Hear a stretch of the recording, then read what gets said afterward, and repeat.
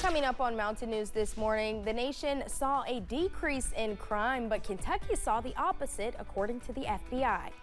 Plus, community leaders in Pikeville are trying to bridge the gap between deciding and committing to a job at a young age. Dedicated to Eastern and Southern Kentucky, this is WYMT Mountain News This Morning. Good morning, I'm Madison Carmouche. We're at 6 o'clock this Wednesday morning, and today is September 25th, and it is also a First Alert Weather Day, so let's send it over to meteorologist Tim Drawbridge for a look at your forecast. You got to keep an eye on that, and I can't forget the fact that it's my mother's birthday.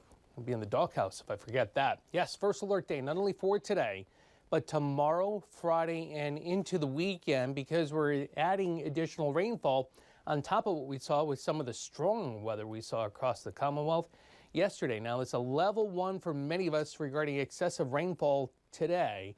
The level 2 is out to the east, is across the state line into Virginia, down into Tennessee. And based on the data, I agree with that placement. 64 as the rain is starting to lighten up a bit here in Hazard. And we're all in the 60s this morning, waking up on this Wednesday. All right, here's the satellite weather composite. Again, from the Hal Rogers to the north and east, this is where we have the one batch of rain we've been all contending with, many of us contending with, over the last couple of hours. That'll kick on out of here, but there's more moisture coming. So showers, scattered thunderstorms. The steadiest of rainfall, I think, is going to be pretty much from Hazard Point east, and a high today with the pattern lightening up a bit, up to 75 this afternoon. More about the bus stop forecast in a few moments. Madison. All right, Tim, thank you. A new crime data report shows the U.S. saw significant decreases in certain crimes, but Kentucky saw the opposite. The new report from the FBI shows from 2022 to 2023 in Kentucky, property crime, larceny theft, motor vehicle theft, aggravated assault, and all violent crimes went up. However, those numbers are still not as high as they were at the peak of the COVID-19 pandemic. Breathitt County officials are hoping a new alert system can save lives. WYMT's RJ Johnson has more. After the July 2022 flood, officials in Breathitt County were looking at ways to better share information before disaster strikes. In my opinion, I think that we're very far behind in implementing something like this, especially with what we've dealt with and endured as a community. Breathitt County Emergency Management Director Dylan Baker says they have created a new system that will send out messages to folks in the county. He says it can save a lot of lives. During the flood, it came during the night while everybody was asleep. People are not going to be checking Facebook at night while they're asleep. So, you know, if their phone rings or if their phone dings with a text message or an email, they may be able to get that information a little bit more efficiently and faster. That would affect their safety or well-being is very crucial in emergency management, and it is definitely a step towards becoming a resilient community and being prepared. He says it is also effective while officials are out in the field working through those emergency situations. All I got to do is log on remotely. You know, if I'm in the field working or if I'm in the office making preparations, I can log on and send out an alert, and it will go to their cell phones and as a text message, phone call, or email. Saying they have already received positive feedback since introducing the alert system. Mainly because a lot of the people that suffered damages in the natural disasters that we have were not well informed because we could not well inform them. You know, we could not inform them. A lot of us didn't even know that it was coming ourselves. In Breathitt County, RJ Johnson, WYMT Mountain News. Baker says this is free and you can sign up with the link on their Facebook page. In southern Kentucky, Adair County is in a leadership crisis as government dysfunction deepens. Tensions between County Judge Executive Larry Russell Bryant and fiscal court magistrates led to multiple resignations. In recent weeks, Emergency Management Director Mike Keltner and 2 deputies stepped down following the resignations of Sheriff Josh Brockman and Coroner Roger Huckabee. Many resigning officials cite a toxic work environment. Calls for Bryant's resignation are increasing, backed by a petition with more than 700 signatures. I'm a pro-progress person, and these magistrates, they evidently are not. They don't see the importance of preparing our county for the future generations that's coming up. I'm talking about the next 2 generations that's coming up. With this judge, it seems like either you're going to get along with him and go his way, or he's going to torment you for it. Magistrate Daryl Flatt is exploring legal action to potentially remove Bryant from office.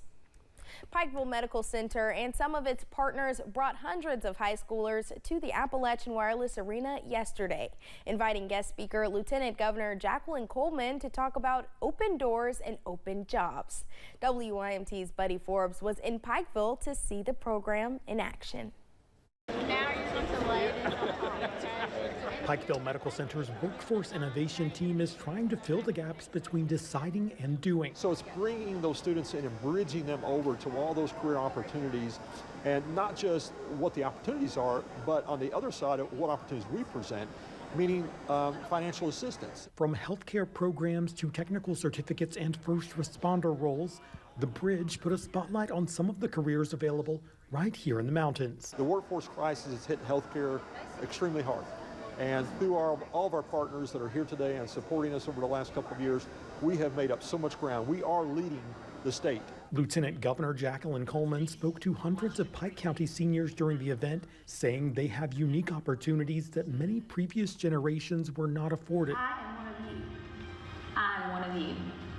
And I'm one of you. When I was a senior, I had no idea what I would be doing in the future. I certainly didn't think I'd be lieutenant governor, and here I am. And so that's why I wanted to make sure to tell them not to close any doors, to keep an open mind. And it's equally as important to figure out the things that you don't want to do as it is to figure out the things that you do want to do. She says the future of the Commonwealth relies on the students who will be its next leaders. So she is glad to see PMC and its partners investing to help pave the roads to tomorrow. Well, to see these organizations and the hospital really take advantage of this workforce in waiting that they have is really critical, not just for the future of their business, but the future of this community. Saying it is not only about filling the open jobs. To also make sure that the jobs that we're creating are enough to keep these students here where they are. But opening up minds to all of the possibilities. In Pike County, Buddy Forbes, WYMT Mountain News. The event also showcased some of the current PMC employees who graduated from Pike County schools.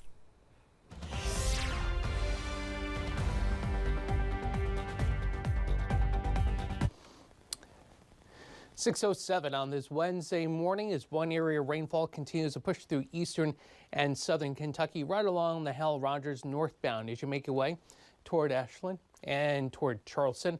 For those of you with interest along I-64, we're generating some showers here just southeast of Lexington, so we'll keep an eye on that. That too tracking to the east and northeast and may be able to scoot closer to Moorhead as we head through the rest of the hour. Closer inspection here shows that heavier bursts of rain right along the Hal Rogers and decent bursts of rain around Paintsville as well.